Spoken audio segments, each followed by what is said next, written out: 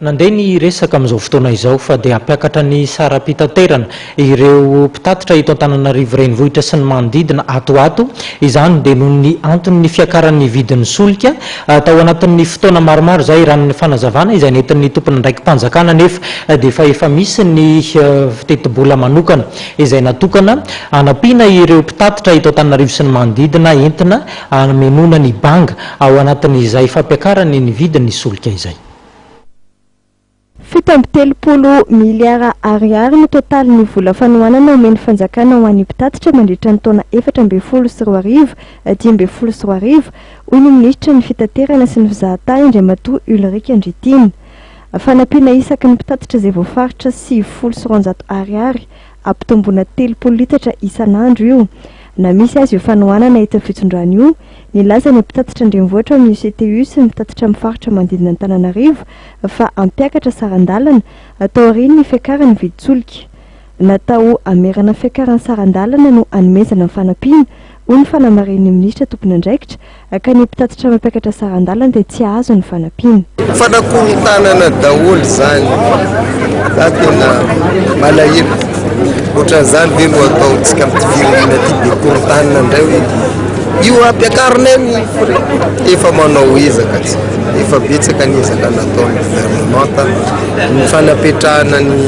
compensation dia ny atefa indrindra tsinjovana indrindra ireo mpampiasa ny taxi be ka amiko aloha hatreto tsy tokony miakatra zay sehatra efa libéralisé io zany hoe afaka mampiakatra ihany no zay dia ampiakatra dia hoe fa za mino sy matoka sy nizy rehetrarehetra aloha manana zay rehetrarehetra mpiakatra mety olona manana fiara anankiroa ao anatin'ny coopérative zany no manely an'izany hoe ampiakatra ampiakarina izy dia tsy omeny fanjakana koa zany ny compensation satria ny tanjony compensation dia hitazona an'le prix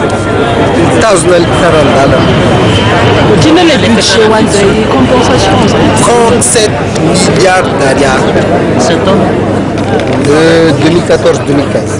290 ariary par litre fois 30 litres par jour teo izy a 90 140 izy a tany amin'ny décembre 2014 de 90 izy a février 2014 izao zany 2015 izao zany izy a miakatra 280 varié selon les fiakarany dia aty amin'ny juillet 2014 zany le plus de référence.